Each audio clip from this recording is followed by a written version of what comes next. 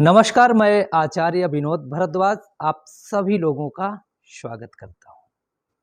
आज हम बात करेंगे विजयदशमी के दिन एक पेड़ कैसे आपके घर में खुशियों का वास करा देगा। एक पेड़ लगा करके कैसे आप अपने जीवन में खुशहाली के साथ साथ समृद्धि पा सकते हैं।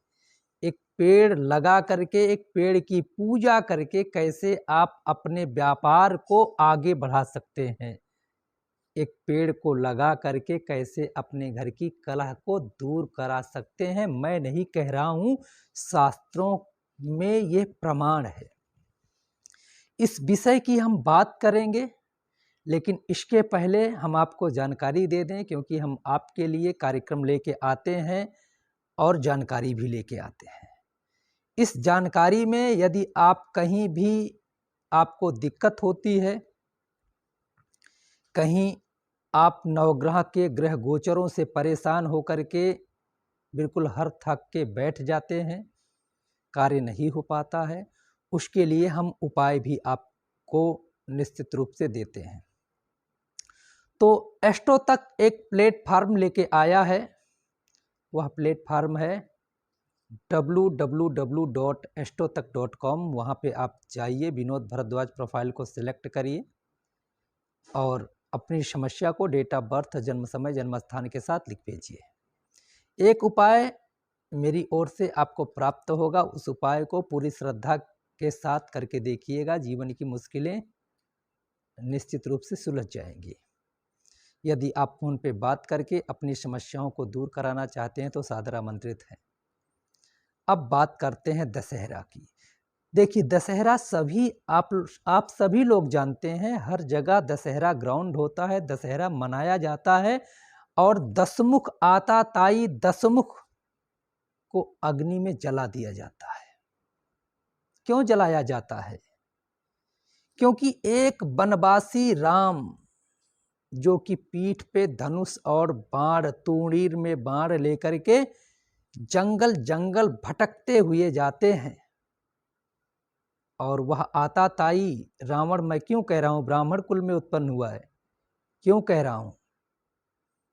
जो दूसरों को दुख दे, जो दूसरों को सताए, जो दूसरों की पीड़ा दे, वो किसी कुल में उत्पन्न हो जाए तो राक्षस है।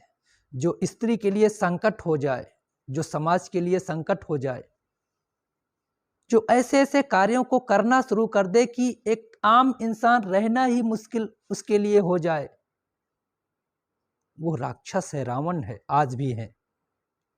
तो जब ऐसा अत्याचार होता है तो एक बनवासी राम बनवासी का भेष धारण करके, कोई बहुत बड़ा संसाधन नहीं, रीछ बानर भालुओं के साथ, बड़े बड़े लड़ैया के साथ नहीं, जंगली जानवरों के साथ जाकर के उस दिग्विजयी, इंद्र विजयी सोने की लंका वाले रावण का तहस नहस कर देते हैं।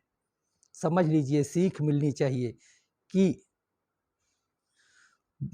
एक तरह से आताताई अपने आताताई से चाहे जितना बलवान हो जाए, एक दिन उसका सिंहासन एक रास्ता चलने वाला व्यक्ति जो चल भी नहीं पाता उखाड़ के फेंक देता है।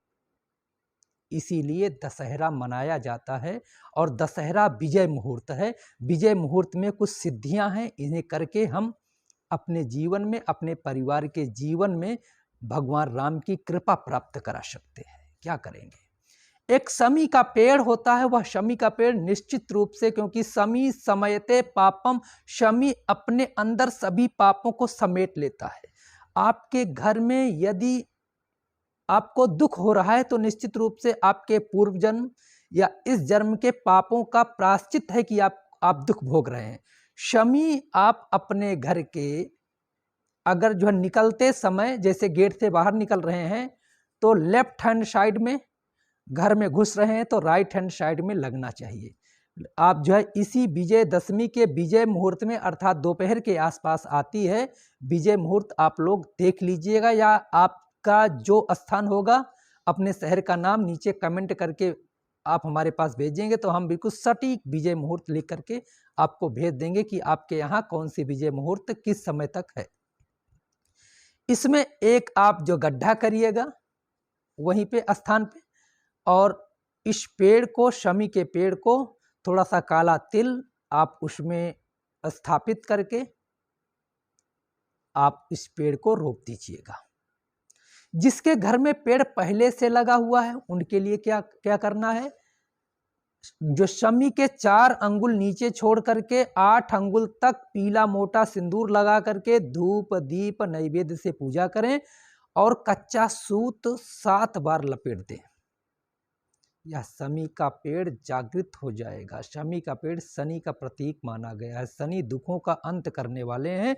शनि न्याय के देवता हैं। आपके साथ न्याय होगा, आपके परिवार के साथ न्याय होगा, भगवान राम की कृपा प्राप्त होगी और विजयदशमी का शुभ मुहूर्त आपके लिए शुभ होगा, शांतिप्रद होगा। लेकिन पूरे आस्था, विश्वास, श्रद्धा के साथ इसे करके देखिएगा। आप लोगों का बहुत बहुत धन्यवाद। नमस्कार।